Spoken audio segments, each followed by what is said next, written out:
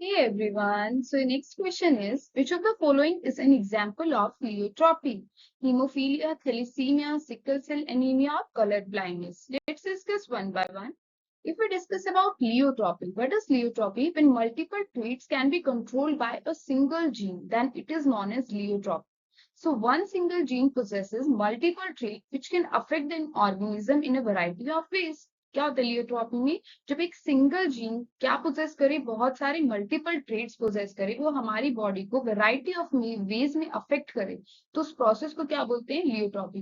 We discuss about phenylketonuria, inability to break down phenylalanine. ये जो phenyl ketonuria disease होती है, इसके अंदर क्या होता है? फिनाइल एलेनिन का ब्रेक डाउन नहीं हो पाता अच्छे से. And if we discuss about the sickle cell anemia, so mutation in a hemoglobin causes irregular shape in RBC. ठीक है. सिकल सेल एनीमिया के अंदर क्या होता है? हीमोग्लोबिन के अंदर कोई ना कोई म्यूटेशन आ जाती है और उसकी वजह से क्या हो जाती है? जो आरबीसी है वो सिकल शेप की होने लग जाती है.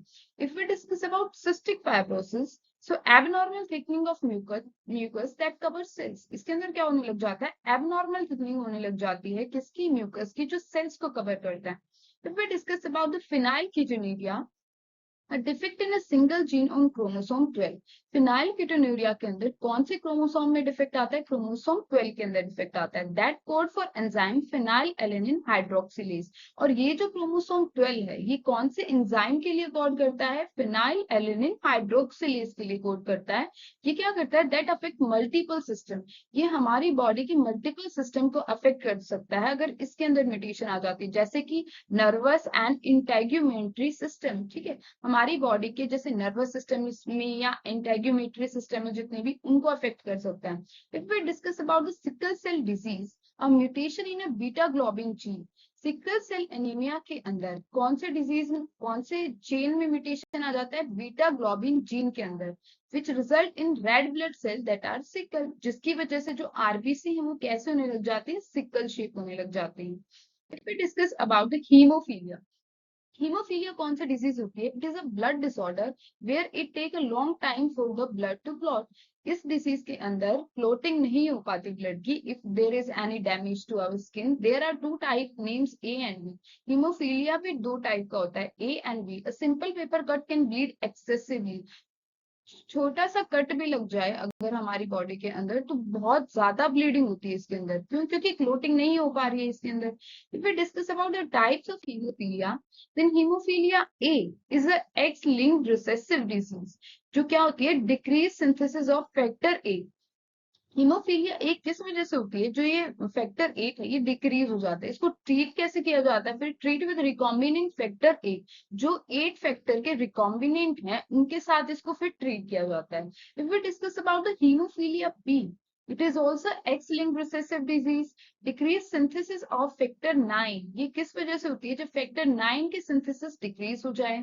और इसको ट्रीट कैसे किया जाता है? With recombinant factor 9. ठीक है. जो 9 के रिकॉम्बिनेंट फैक्टर हैं, उसके साथ ट्रीट किया जाता है इसको. और इस डिजीज को एक और नाम दिया जाता है, क्रिसमस डिजीज. जो हीमोफीलिया बी की वजह से जो डिजीज हो रही है, जो कौन कर रहा है? फैक्टर 9 कर रहा है. उस डिजीज को क्या बोलते हैं हम? Christmas disease. Okay, if we discuss about the next disease, that is thalassemia, it is an autosomal recessive blood disease. So the genetic defect result in the reduced rate of synthesis of one the globin chain that make up hemoglobin. Thalassaemia के अंदर क्या होता है? Genetic defect क्या कर देता है? ये जो ग्लोबिन चेन्स हैं, इनकी सिंथेसिस को डिक्रीज कर देता है. और जो ये जो ग्लोबिन चेन ये कर क्या रही थी? हीमोग्लोबिन के फॉर्मेशन कर रही थी.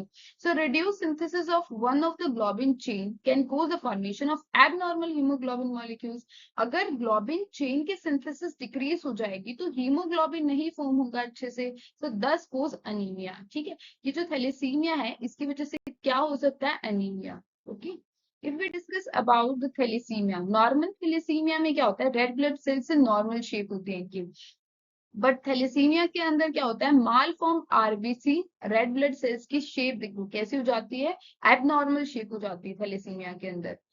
And if we discuss about the sickle cell anaemia, sickle cell anaemia के अंदर क्या होता है? Sickle cell anaemia is a disorder caused by an abnormal hemoglobin protein that carry oxygen. It distort RBC, ठीक है। इसके अंदर क्या होता है, एक एबनॉर्मल हीमोग्लोबिन की फॉर्मेशन होने लग जाती है। The distorted RBC is the fragile and it may burst, ठीक है। जो आरबीसी डिस्ट्रॉय हुई है वो क्या हो जाती है, वो बर्स्ट हो जाती है। So because of it shape it can also block the blood vessels. और ये कैसे हो जाती है, बर्स्ट हो गई, सिकल शेप ले लेती है। इसकी शेप की वजह से ये क्या कर देती है, ऐसी शेप की हो जाती है जो बाकी की जो ब्लड वेसल्स वगैरह जहां पे भी ये फॉर्म हो रही है वो उनकी ब्लॉकेज कर देगी। And so blood vessels causing lot of pain, ठीक, इसकी वजह से क्या होगा, बहुत ज्यादा पेन होगा। And damage of tissues and organs, ठीक है। और क्या कर सकती है, टिश्यू और ऑर्गन को डैमेज भी कर सकती है, क्योंकि जहां पे भी ये सिकल सेल एनीमिया की आरबीसी सेल्स हैं, ये जहां पे भी प्रेजेंट होंगी, ये क्या करते हैं, वहां पे ब्लॉकेज करवाते जाएंगे। So most of African and African Americans are affected by this disease, ठीक है।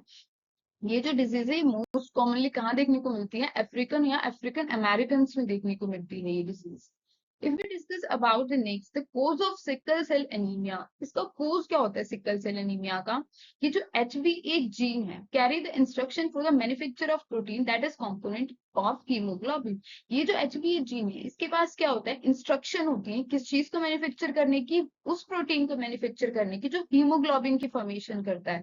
तो haemoglobin is a protein containing A sequence GAG, ठीक है।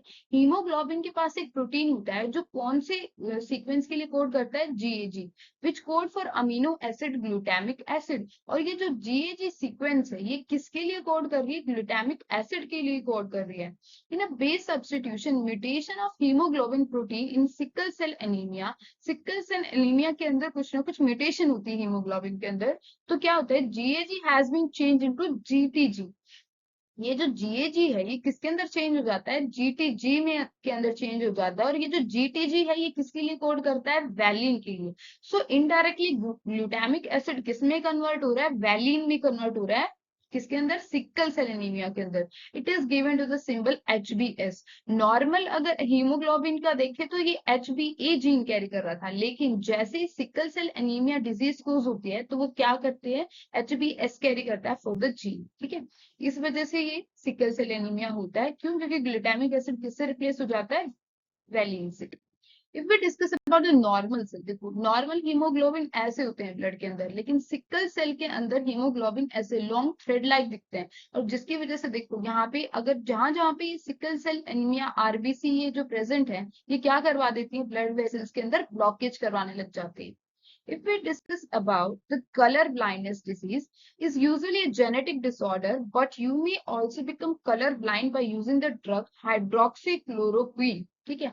ये जो डिजीज है ये जेनेटिक डिसऑर्डर है, बट कलर ब्लाइंडनेस एक और वजह से हो सकती है, अगर आप ड्रग लेते हो, कौन सा, हाइड्रोक्सीक्लोरोक्वीन, ठीक है। तो colour blindness is the inability to see certain colour in the usual way.